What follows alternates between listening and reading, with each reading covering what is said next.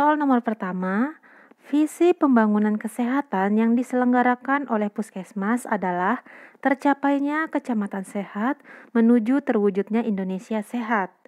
Indikator kecamatan sehat yang ingin dicapai mencakup 4 indikator utama, yakni kecuali A. Lingkungan sehat, B. Perilaku sehat, C. Unit pelaksana teknis, D. Cakupan pelayanan kesehatan yang bermutu, E. Derajat kesehatan penduduk kecamatan. Jawaban yang tepat adalah C. Unit pelaksana teknis. Berikut pembahasannya. Ada 4 indikator kecamatan sehat yang ingin dicapai, yaitu yang pertama adalah lingkungan sehat, kemudian perilaku sehat, yang ketiga cakupan pelayanan kesehatan yang bermutu, dan yang terakhir adalah derajat kesehatan penduduk kecamatan. Nomor selanjutnya, Puskesmas selalu berupaya agar perorangan, terutama pemuka masyarakat, keluarga, dan masyarakat, termasuk dunia usaha, memiliki kesadaran, kemauan, dan kemampuan melayani diri sendiri dan masyarakat untuk hidup sehat. Hal ini merupakan fungsi Puskesmas sebagai A. Pusat penggerak pembangunan berwawasan kesehatan, B. Pusat pemberdayaan masyarakat, C. Pusat pelayanan kesehatan perorangan, D. Pusat pelayanan kesehatan strata pertama, E. Pusat pelayanan kesehatan masyarakat. Jawaban yang tepat adalah fungsi Puskesmas sebagai pusat pemberdayaan masyarakat. Berikut pembahasannya, terdapat 3 fungsi Puskesmas. Yang pertama adalah pusat penggerak pembangunan berwawasan kesehatan. Kemudian yang kedua adalah pusat pemberdayaan masyarakat. Dan yang terakhir adalah fungsi sebagai pusat pelayanan kesehatan strata pertama. Nah, untuk Puskesmas yang selalu berupaya agar perorangan, terutama pemuka masyarakat, keluarga dan masyarakat, termasuk dunia usaha memiliki kesadaran, kemauan, dan kemampuan melayani diri sendiri, itu termasuk dalam fungsi Puskesmas sebagai pusat pemberdayaan masyarakat.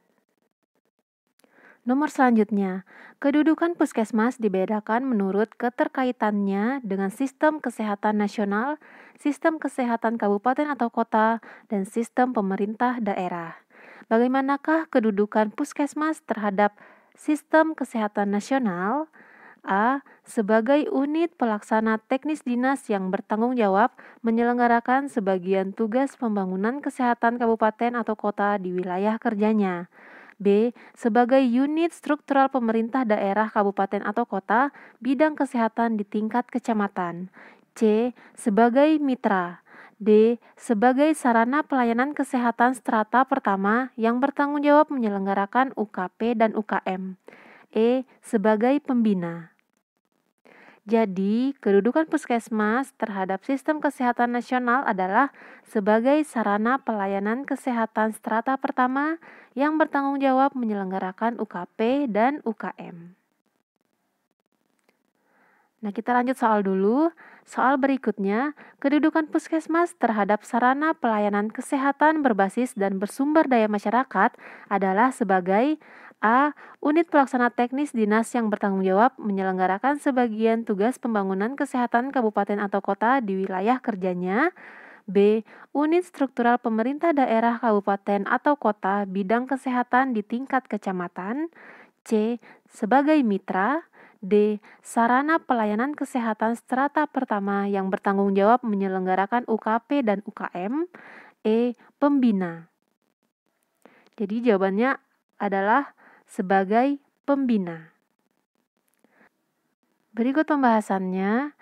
Kedudukan Puskesmas terhadap sistem kesehatan nasional adalah sebagai sarana pelayanan kesehatan strata pertama. Nah, selanjutnya ada kedudukan Puskesmas di antara berbagai sarana pelayanan kesehatan berbasis dan bersumber daya masyarakat adalah sebagai pembina. Soal berikutnya, di bawah ini yang termasuk upaya kesehatan wajib Puskesmas adalah A. Upaya perawatan kesehatan masyarakat, B. Upaya kesehatan kerja, C. upaya kesehatan gigi dan mulut, D. upaya kesehatan jiwa, E. upaya kesehatan lingkungan. Jawaban yang tepat adalah E. upaya kesehatan lingkungan. Nah, kita bisa lihat di stabilo yang warna merah, ada upaya kesehatan wajib, yaitu ada upaya promosi kesehatan, kesehatan lingkungan, kesehatan ibu dan anak, serta keluarga berencana, ada upaya perbaikan gizi, upaya pencegahan dan pemberantasan penyakit menular, dan upaya pengobatan. Nomor selanjutnya, upaya kesehatan pengembangan adalah sebagai berikut. A. Upaya kesehatan ibu dan anak serta keluarga berencana. B. Upaya kesehatan sekolah. C. Upaya perbaikan gizi. D. Upaya pencegahan dan pemberantasan penyakit menular. E. Upaya pengobatan. Jelas ya, jawabannya adalah B. Upaya kesehatan sekolah. Nah, berikut pembahasannya. Ada beberapa upaya kesehatan pengembangan, yaitu seperti upaya kesehatan sekolah, upaya kesehatan olahraga, upaya perawatan kesehatan masyarakat, upaya kesehatan kerja, upaya kesehatan gigi dan mulut, upaya kesehatan jiwa, upaya kesehatan mata, upaya kesehatan usia lanjut, dan upaya pembinaan pengobatan tradisional. Nomor selanjutnya, diselenggarakannya upaya kesehatan strata pertama oleh puskesmas pembantu, puskesmas keliling, dan bidan di desa pada dasarnya merupakan realisasi dari pelaksanaan azas A. Pemberdayaan masyarakat, B. Rujukan, C. Pertanggungjawaban wilayah, D. Keterpaduan lintas program, E. Keterpaduan lintas sektor. Nah, jadi ini merupakan realisasi dari pelaksanaan azas pertanggungjawaban wilayah. Nah, asas penyelenggaraan puskesmas terdapat 4, yaitu yang pertama adalah pemberdayaan masyarakat, kemudian ada asas rujukan, asas pertanggungjawaban wilayah, dan asas keterpaduan. Nah, untuk penyelenggaraan upaya kesehatan strata pertama oleh puskesmas pembantu, puskesmas keliling, dan bidan di desa itu merupakan realisasi dari pelaksanaan azas pertanggungjawaban wilayah. Nomor selanjutnya, di bawah ini yang merupakan upaya kesehatan usia lanjut, yaitu A. Pos kesehatan pesantren, B. Taman obat keluarga, C. Panti Breda, D. Keluarga Zadar Gizi, E. Dana Sehat. Jawabannya adalah Panti Breda. Nah, dari 4 asas penyelenggaraan puskesmas, untuk upaya kesehatan usia lanjut itu termasuk dalam asas pemberdayaan masyarakat. Nah, upaya kesehatan usia lanjut seperti Posyandu Usila dan Panti Breda. Nomor selanjutnya, keterpaduan lintas program adalah upaya memadukan penyelenggaraan berbagai upaya kesehatan yang menjadi tanggung jawab puskesmas. Contoh keterpaduan lintas program yang tepat adalah A. Manajemen terpadu balita sakit, yaitu keterpaduan KIA dengan kesehatan reproduksi remaja. B. Manajemen terpadu balita sakit, yaitu keterpaduan KIA dengan P2M. C. Upaya kesehatan sekolah, yaitu keterpaduan sektor kesehatan dengan camat. D. Upaya kesehatan kerja, yaitu keterpaduan sektor kesehatan dengan dunia usaha. E. Upaya kesehatan ibu dan anak, yaitu keterpaduan sektor kesehatan PKK. Jadi, jawaban yang tepat adalah B. Manajemen terpadu balita sakit, yaitu keterpaduan KIA dengan P2M. Nah, kembali lagi tadi ke 4 azas penyelenggaraan puskesmas. Nah, soal ini termasuk dalam asas keterpaduan. Keterpaduan terbagi menjadi dua, yaitu keterpaduan lintas program dan keterpaduan lintas sektor. Yang ditanyakan adalah keterpaduan lintas program, jadi contoh programnya antara lain manajemen terpadu balita sakit, yaitu keterpaduan KIA dengan P2M, gizi, promosi kesehatan, dan pengobatan. Nomor selanjutnya, mendatangkan tenaga yang lebih kompeten untuk melakukan bimbingan kepada tenaga puskesmas merupakan salah satu contoh rujukan upaya kesehatan perorangan berupa A. Rujukan kasus keperluan diagnostik, B. Rujukan spesimen, C. Rujukan tenaga, D. Rujukan operasional, E. Rujukan ilmu pengetahuan. Jawaban yang tepat adalah E. Rujukan ilmu pengetahuan. Nah, kita kembali lagi ke 4 asas penyelenggaraan puskesmas. Untuk soal ini masuk dalam asas rujukan.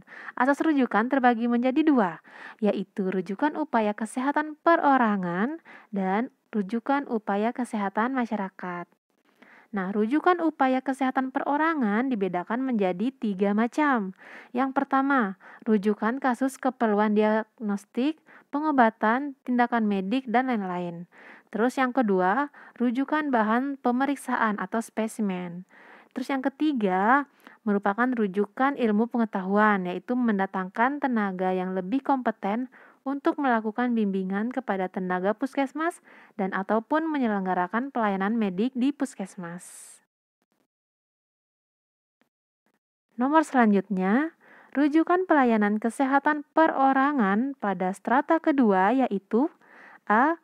Rumah sakit umum provinsi, B. Klinik spesialis swasta, C. Dinkes provinsi, D. Praktik dokter swasta, E. Puskesmas. Jawaban yang tepat adalah B. Klinik spesialis swasta. Kita lanjut ke soal dulu. Rujukan pelayanan kesehatan masyarakat pada strata ketiga yaitu A. Rumah sakit umum provinsi, B. BP4, C. Dinkes provinsi, D. Praktik dokter swasta, E. Puskesmas. Jawaban yang tepat adalah Dinkes provinsi. Oke, untuk pembahasannya di sini ada rujukan pelayanan kesehatan perorangan dan rujukan pelayanan kesehatan masyarakat. Nah, untuk rujukan pelayanan kesehatan perorangan yang strata kedua adalah dari rumah sakit umum atau khusus kabupaten atau kota, ada BP4, BKMM, klinik spesialis swasta, praktik dokter spesialis swasta. Dan untuk rujukan pelayanan kesehatan masyarakat, untuk strata ketiganya yaitu ada Depkes dan Dinkes provinsi. Nomor selanjutnya, Delbek teknik adalah perumusan masalah dan identifikasi potensial melalui kesepakatan sekelompok orang yang memahami masalah tersebut. Yang bukan tahap pelaksanaannya yaitu A. Pembentukan tim, B. Menyusun daftar masalah, C. Pengolahan data, D. Menetapkan kriteria penilaian masalah, E. Menetapkan urutan prioritas masalah. Jawaban yang tepat adalah pengolahan data. Nah, adapun tahapan pelaksanaan dari Delbek teknik, yang pertama adalah pembentukan tim, lalu menyusun daftar masalah, lalu menetapkan kriteria penilaian masalah. Yang terakhir adalah menetapkan urutan prioritas masalah berdasarkan kriteria penilaian dilengkapi dengan uraian tentang potensi yang dimiliki. Nomor selanjutnya, 1. Problem solving cycle, 2. Team based, 3. Resource based, 4. Prevalence rate. Yang termasuk dalam prinsip kendali mutu yaitu A. 1, 2, 3, B. 1 dan 3, C. 2 dan 4, D. 4 saja, E. Benar semua. Jadi prinsip kendali mutu ada 3, yaitu problem solving cycle, team based, and resource based. Nah, berikut ada pembahasannya, di mana kendali mutu yaitu upaya yang dilaksanakan secara berkesinambungan, sistematis, objektif, dan terpadu dalam menetapkan masalah dan penyebab masalah mutu pelayanan berdasarkan standar yang telah ditetapkan, menetapkan dan melaksanakan cara penyelesaian masalah sesuai dengan kemampuan yang tersedia, serta menilai hasil yang dicapai dan menyusun saran tindak lanjut untuk lebih meningkatkan mutu pelayanan. Adapun prinsipnya, yang pertama adalah mengikuti siklus pemecahan masalah atau problem solving cycle. Yang kedua, dilaksanakan melalui kerja sama tim atau team based. Terus yang ketiga adalah sesuai sumber daya yang tersedia atau resource based. Nomor selanjutnya, penanggung jawab penggunaan anggaran yang diterima Puskesmas adalah A. Kepala Puskesmas, B. Tata usaha Puskesmas, C. Bendahara Puskesmas, D. Pemerintah kabupaten atau kota, E. Dinas Kesehatan kabupaten atau kota. Jadi penanggung jawabnya adalah A. Kepala Puskesmas. Nah, pada saat ini ada beberapa sumber pembiayaan Puskesmas. Yang pertama dari pemerintah, kemudian ada dari pendapatan Puskesmas, kemudian yang terakhir adalah dari sumber-sumber lain. Dan untuk sumber pembiayaan dari pemerintah, penanggung jawab untuk anggaran yang diterima Puskesmas adalah Kepala Puskesmas, sedangkan administrasi keuangan dilakukan oleh pemegang keuangan Puskesmas, yakni seorang staf yang ditetapkan oleh Dinas Kesehatan Kabupaten atau Kota atas usulan Kepala Puskesmas. Terima kasih.